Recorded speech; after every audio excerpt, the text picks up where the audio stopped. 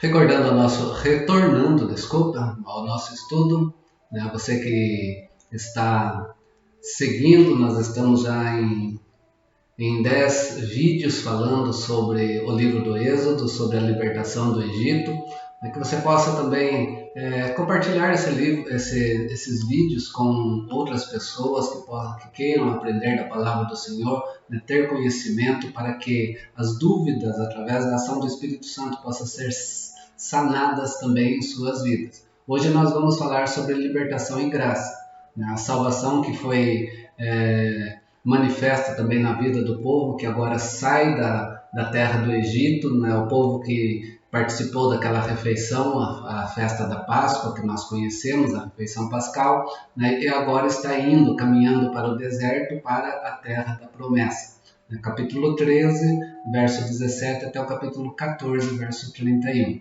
Nós chegamos aqui então no eixo histórico do Êxodo, né, o livramento divino e de forma miraculosa de Israel das mãos dos egípcios nessa praia, né, que nós conhecemos como Mar Vermelho, mais precisamente é o Mar de Juncos, né, o Mar dos Juncos. Né, Vermelho permaneceu na nossa história por uma questão de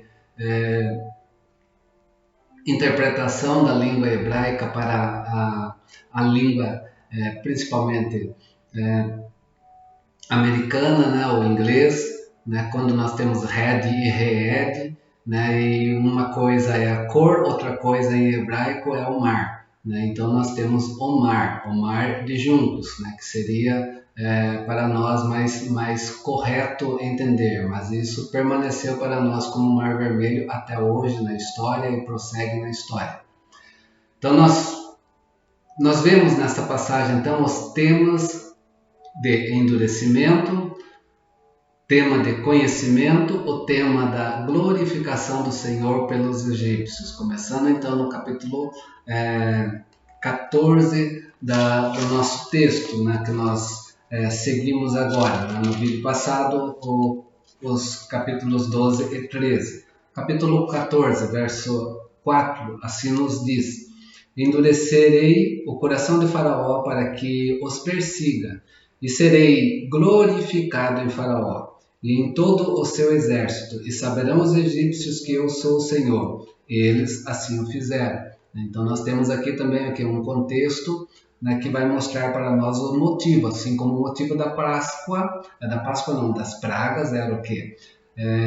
Deus se fazer conhecido e conhecido o seu nome. Agora aqui, neste momento que nós vamos ter, que esse povo vai passar, né, aos pés secos por esse mar, né, que Deus vai abrir o mar para eles, nós temos aqui também nesse contexto que propósito divino para esse momento. Primeiro, Deus ser glorificado, tanto por Faraó como pelo seu exército. Verso 17. Eis que endurecerei o coração dos egípcios para que vos sigam e entrem nele. Serei glorificado em Faraó e todo o seu exército, seus carros e nos seus cavalarianos. Mais uma vez reforçando, né, que Deus endurece o coração de Faraó, né, para que o seu nome seja conhecido, capítulo 12 e 13, e agora para que, neste momento também, ele possa ser glorificado, não apenas pelo seu povo, mas por todo o Egito. Verso 18 continua: e os egípcios saberão que eu sou o Senhor, né, ou Yahvé, ou Jeová, quando for glorificado em Faraó, nos seus carros e nos seus cavalarianos. Então, Êxodo traz para nós esse tema, né, que está presente na história já desde a 10ª praga. Êxodo 14 também, no verso 30, diz assim: assim o Senhor livrou Israel naquele dia da mão dos egípcios, e Israel viu os egípcios mortos na praia do mar. Então, mostrando aqui, nesse capítulo 14, verso 30, um resumo da história de Israel nessa libertação do Egito também. Destacando o quê? Destacando a graça soberana de Deus para com Israel. Por isso, libertação e graça faz parte deste vídeo que nós estamos entendendo nesta aula agora. E quem vê isso é o próprio povo de Deus, o povo de Deus. Faraó vai glorificar a Deus, né, pelo que Deus faz, mas quem vai ver a graça soberana de Deus é o seu povo. Né? Isso nós vemos no capítulo 14, nos versos 30, né, que eu acabei de ler, e no verso 31 dizendo assim: E viu Israel o grande poder que o Senhor exercitara contra os egípcios, e o povo temeu ao Senhor e confiou no Senhor e em Moisés, seu servo. Então nós vemos aqui um povo, né, vendo a graça soberana de Deus sobre suas vidas. Ok? Israel então reconhece quem livrou eles da mão dos egípcios. E o texto aqui bem, para quem pode estar seguindo na leitura da palavra de Deus, ele coloca sempre Senhor com todas as letras maiúsculas, cada palavra, né, dirigida ao Senhor, porque nós temos aqui o Deus que se fez presente lá em Moisés e se apresentou com o seu nome, Yahvé, eu sou, né, ou Jeová, que nós temos aqui para nós entendermos. Por isso, então, o Senhor é temido, o seu nome é temido também. E o povo confia em Deus agora, e não somente em Deus, mas o povo também bota a confiança também no instrumento de Deus na vida deles, que seria Moisés, o servo do Senhor nesse momento. Então, a graça soberana do Senhor para com Israel, então, está presente no capítulo 14, principalmente os versos 27 a 29. Essa graça revela o quê? Ela se revela no contraste entre a sorte dos egípcios e a história de Israel no seu livramento. Como também nós vemos contrastes, né, entre o caminho normal do Egito para a Palestina, né, ou para a Terra Santa, e o caminho escolhido pelo Senhor. Né, isso no capítulo 13, versos 17 e 18. E entre então as intenções de Faraó e as intenções do Senhor. Capítulo 14, verso 1 a 3. E também, em todo o passo no caminho, quem conduz o povo na jornada, então, e precisamos entender, não é necessariamente Moisés. Né? O capítulo 13 vai dizer, no verso 18 e 21, é o Senhor. Né? Está a soberana graça do Senhor para com Israel presente em tudo. É o Senhor que conduz o seu povo. O Senhor é soberano sobre Faraó. E a sua graça, então, é para com o seu povo. É derramada, então, para Israel. Mas enquanto ele salva Israel, enquanto Deus salva Israel, o Senhor salva, ele também está glorificando-se a si mesmo. Né? Ele se glorifica a si mesmo, endurecendo o coração do Faraó, para que o seu nome seja conhecido, né, de forma plena. Os planos de Faraó, então, fazem parte até dos planos mais amplos do Senhor. Né? Ou seja, os planos do Senhor, às vezes, nós não compreendemos, mas eles estão presentes. Nós precisamos aguardar no Senhor, confiar no Senhor, na sua graça soberana para nós compreendermos.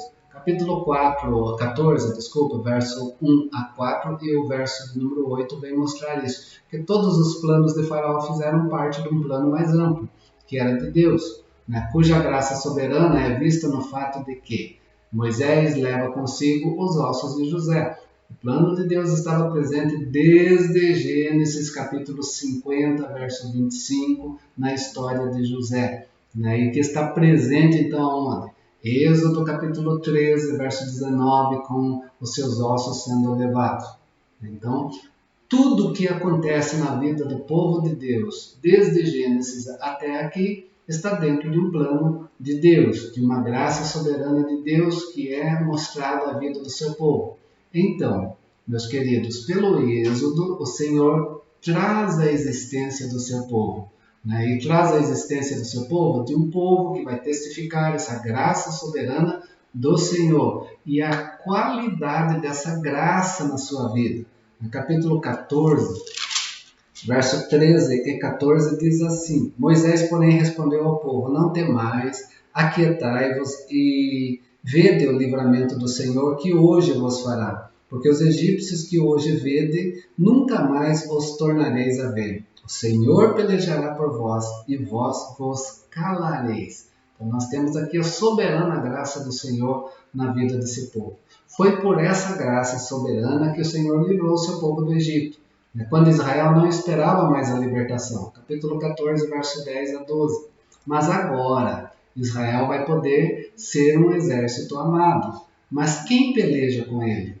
Contra o exército de Faraó? Não é Israel, é a graça do Senhor naquele momento sendo manifesta. Diante dessa graça soberana, então, Israel só pode temer a Deus, só confiar nele, só louvá-lo. Capítulo 14, verso 31. E no capítulo 15, que nós temos o louvor a Deus, que é o nosso próximo encontro, nós vemos esse louvor que nasce do entender dessa graça soberana de Deus sobre a vida do seu povo. Mas o que nós temos aqui? Um aperto em Israel nesse momento. Israel teme, ele clama ao Senhor, ele vai queixar-se de Moisés e depois vai reconhecer Moisés também como o servo do Senhor. Êxodo capítulo 14, verso 10 a 12. Depois então de presenciarem muitos prodígios que o Senhor realizou no Egito, os israelitas agora mostram uma característica que momentaneamente e que vai carregar com eles na história por um tempo bem decepcionante. Israel é incrédulo. Mesmo vendo a soberana graça do Senhor sobre sua vida, mesmo entendendo o Deus que está com eles, é o Deus que está conduzindo, eles vão se tornar, em alguns momentos, incrédulos diante de Deus e na presença também de Moisés, o servo do Senhor aqui. E nessa incredulidade, que se leva em conta o quê? A soberana graça de Deus. Até mesmo na incredulidade do seu povo, nós vemos a graça de Deus presente. Há um propósito para Israel. Para Israel, nesse contexto, então, se ocupam o quê? De preocupar-se com os perseguidores egípcios, mas nem eles, e nem Faraó, nem seus oficiais levam em conta o plano de Deus, Essa questão que às vezes nós precisamos parar, analisar, aguardar no Senhor e saber o porquê de todas as coisas. Capítulo 14, verso 11.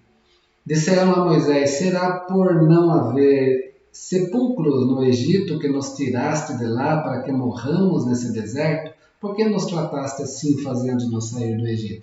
Eles não entendem, mas a graça do Senhor está ali. Assim o Senhor está ali também para demonstrar mais uma vez a sua soberania sobre o seu povo, vista por um Israel que está emudecido, incrédulo, mas também um Israel que está ingrato a Deus nesse momento. Capítulo 14, verso 13, 14, verso 30 e verso 31. Mas, depois você pode ir ao texto para você analisar. Nesta altura, então, o que ainda se destaca a respeito de Israel é a sua incredulidade. Israel ainda está incrédulo com tudo que Deus fez até esse momento na sua história. Mas a graça soberana de Deus está ali e ela é confirmada através de Moisés na vida do seu povo. Êxodo capítulo 14, verso 13 e 14. Quando Moisés responde ao povo e fala: aquietai-vos, fiquem quietos, porque Deus é que peleja por vós. Vocês devem ficar calados. Não abra a boca para murmurar contra Deus e mostrar incredulidade. Cale-se na presença do Senhor. Mas nesta altura, o que ainda se destaca continua sendo essa incredulidade. A graça soberana está ali, Moisés confirma essa graça soberana, fazendo com que os próprios egípcios temam e adorem o Senhor e reconheçam que o Senhor peleja contra Israel, porque eles vão reconhecer isso, diz o capítulo 14, verso 25, emperrou-lhe as rodas dos carros, fê-los andar dificultosamente. Então disseram os egípcios: fujamos da presença de Israel, porque o Senhor peleja por eles contra os egípcios. Eles reconhecem. Agora então, notemos que enquanto o Senhor anuncia de antemão seus planos a Moisés e por meio deste cumpre, ao mesmo tempo ele se opõe aos egípcios de uma maneira direta. Por quê? Assim, nós podemos entender o que acontece desde quando Moisés chega a Faraó no início das pragas, que ele usa a vara. E novamente Moisés estende a vara agora para o Mar de Juncos, capítulo 14, versos 16, 21, 26 e 27. Mas não é a vara, não é Moisés. Quem divide as águas é o próprio Senhor, diz o verso 21. E Deus usa aqui de uma forma ordinária, um fenômeno para que isso aconteça. Então Moisés estendeu a mão sobre o mar e o Senhor, por um forte vento oriental que soprou toda aquela noite, fez retirar-se do mar, que se tornou terra seca e as águas foram divididas. Então Deus é quem faz todas essas coisas. Deus usa até mesmo o fenômeno ordinário da natureza para fazer. Assim então os egípcios são derrotados por meios ordinários, não mais extraordinários como nas pragas. Mas nisto nós encontramos o quê? Nós encontramos a presença de Deus no meio do seu povo. E agora, pela primeira vez também, na presença de Deus, nós temos a nuvem, né, trazendo a presença de Deus, e o anjo do Senhor, Jesus Cristo, na sua pré-existência, junto com esse povo. Verso 19 e verso 20, nesse contexto, nós temos isso. Então, o anjo de Deus que ia diante do exército de Israel se retirou, né, e passou para trás deles.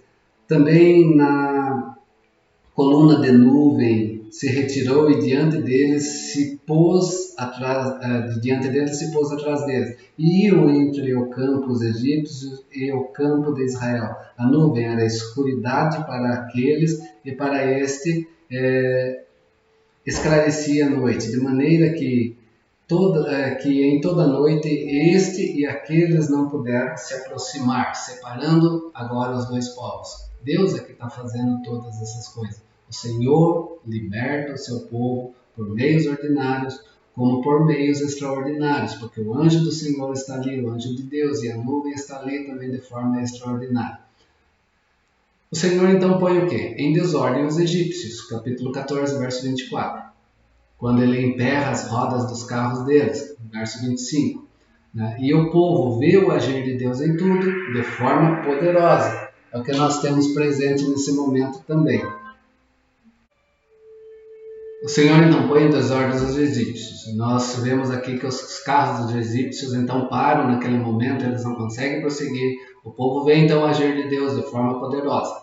Assim então, os meios ordinários e extraordinários, o povo de Deus vê então a libertação divina. Da parte do Senhor é a sua graça soberana que realça. Da parte do povo é a sua incredulidade. E essa incredulidade então é vencida pela grande libertação que o Senhor realiza. Ok? É isso então que eu gostaria de estar trazendo até aqui nesse momento, né? Encerrando com o Êxodo capítulo 15, que depois nós vamos ver no próximo vídeo, verso 2, quando nós temos o cântico de Moisés, e no verso 2 ele diz assim: o Senhor é minha força, o meu cântico, ele me foi por salvação, este é o meu Deus, portanto, eu o louvarei, ele é o Deus do meu Pai, por isso eu o exaltarei. Ok? Próximo vídeo de número 11, que nós vamos falar então sobre esse cântico que está também ainda à margem do Mar de Juncos, capítulo 15, verso 1 a 21, que é o louvor ao Senhor. Por quê? Porque Deus, de forma graciosa, trata com esse povo. A graça do Senhor está presente e Moisés, então, traz um cântico de louvor a Deus diante do seu povo e junto com o seu povo nesse momento. Ok? Até lá, que Deus assim nos abençoe, que nós prossigamos no próximo vídeo. Continue compartilhando esses vídeos, continue estudando, porque ele tem muito do que o Novo Testamento ensina para nós na salvação em Cristo Jesus e como nós devemos estar na presença do nosso Deus diante dessa tão grande salvação. Forte abraço, nosso irmão em Cristo, prossigamos avante no próximo estudo.